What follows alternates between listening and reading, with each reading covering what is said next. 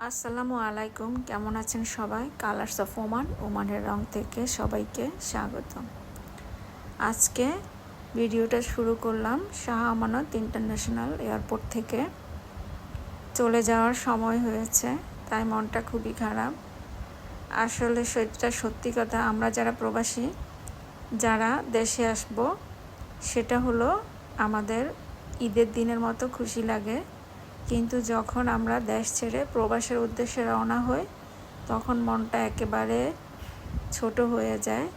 নিজ দেশে যখনই থাকা হয় তখনই মনে হয় কলিজাটা অনেক বড় হয়ে যায়, কিন্তু যখনই নিজ দেশ থেকে প্রবাসের দিকে চলে যাওয়া হয় তখনই মনটা একেবারে ছোট হয়ে যায়।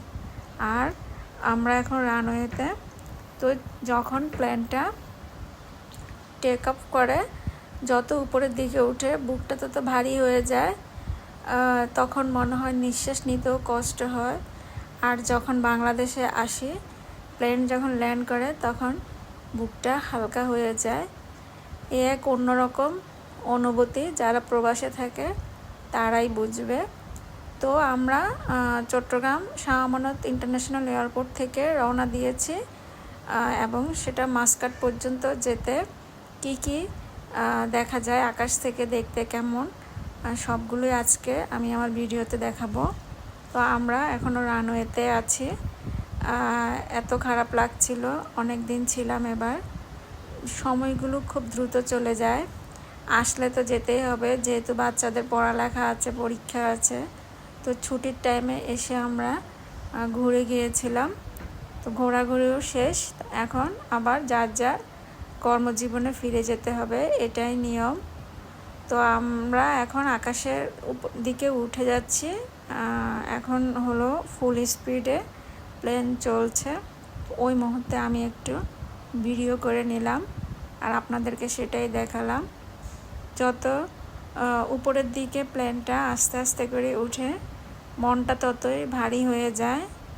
সেটা আসলে না, কেউ প্রবাসে না থাকলে কেউই বুঝবে না, এটা শুধু একমাত্র প্রবাসীরাই বুঝে।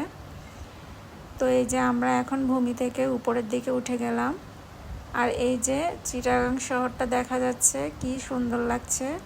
এটা হলো আমার জন্মভূমি, চিটাগাং শহরে আমার জন্ম, যার কারণে খুব খারাপ লাগছিল শহর ছেড়ে যখন দূর প্রবাসে চলে যাচ্ছি। আর এই যে কর্ণফুলী নদী, কর্ণফুলী নদীতে আসার সময় এই নৌকাগুলো এত সুন্দর লাগছিল, মনে হচ্ছিল শাপলা ফুল ফুটে আছে। ঠিক যাওয়ার সময়ও সেম সেরকমই লাগলো। আমরা এখন ভূমি থেকে অনেক উপরে, এটা সম্ভবত ইন্ডিয়ার উপরে চলে এসেছি আমরা, ইন্ডিয়ার উপর দিয়ে যাচ্ছি।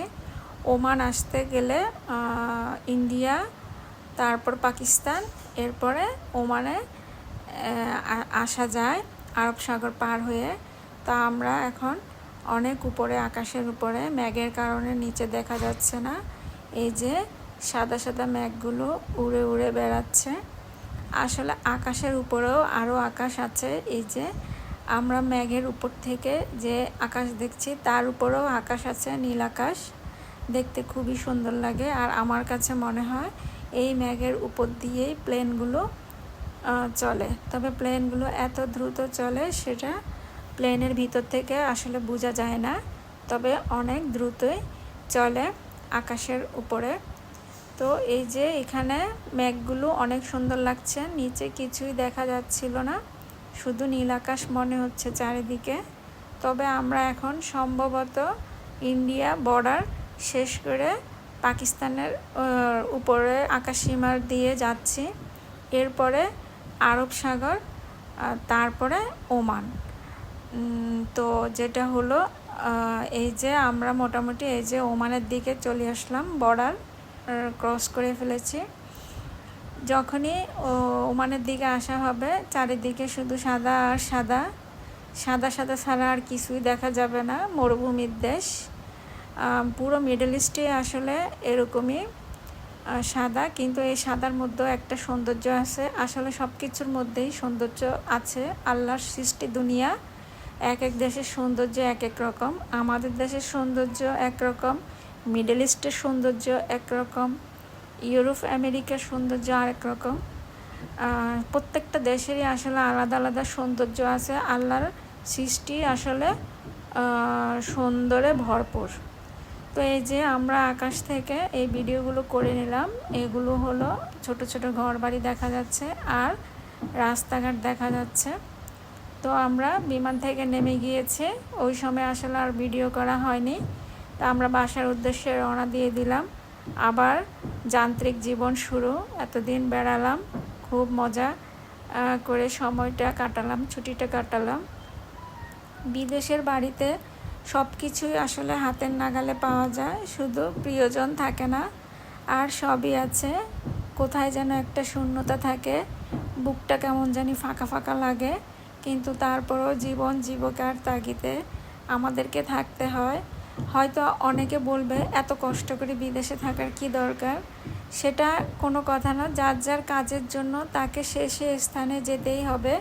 আমরা যারা বাংলাদেশে থাকি তারাও তো কাজের জন্য নিজের স্থান ছেড়ে অন্য শহরে গিয়ে থাকতে হয়, এটাই নিয়ম। তো যার যার রিজিক আল্লাহ যেখানে রেখেছে তাকে সেখানেই যেতে হবে। তো আমাদের রিজিক আল্লাহ এখানে রেখেছে, তাই আমরা এখানে এসেছি। বাংলাদেশে থাকলেও নিজ গ্রামে বা নিজ জায়গায় থাকা যেত না, যার যার কর্মস্থলেই তাদেরকে থাকতে হয়, এটাই নিয়ম। জীবিকার তাগিদে সবাইকে নিজের জায়গা ছেড়ে অন্য জায়গায় থাকতে হয়। তো আলহামদুলিল্লাহ আমরা আমাদের শহরে এসে পৌঁছে গেলাম, মাস্কাট শহর। চারিদিকে চুপচাপ। আসলে বাংলাদেশে এত বেশি মানুষ দেখেছি রাস্তাঘাটে পথে ঘাটে, তো এখানে যখন মানুষজন দেখি না, কেমন জানি খালি খালি লাগছে চারিদিকে। আসলে এখানে তো কেউ হাঁটাহাঁটি করে না, সবাই গাড়িতে চলাচল করে। তো যার কারণে আরও বেশি খারাপ লাগছে। মানুষ দেখলে একটু ভালো লাগতো। তো সবাই ভালো থাকবেন, সুস্থ থাকবেন। কালার্স অফ ওমান, ওমানের রঙের সাথেই থাকবেন। আসলে মনটা অনেক বেশি খারাপ লাগছে। আল্লাহ হাফেজ।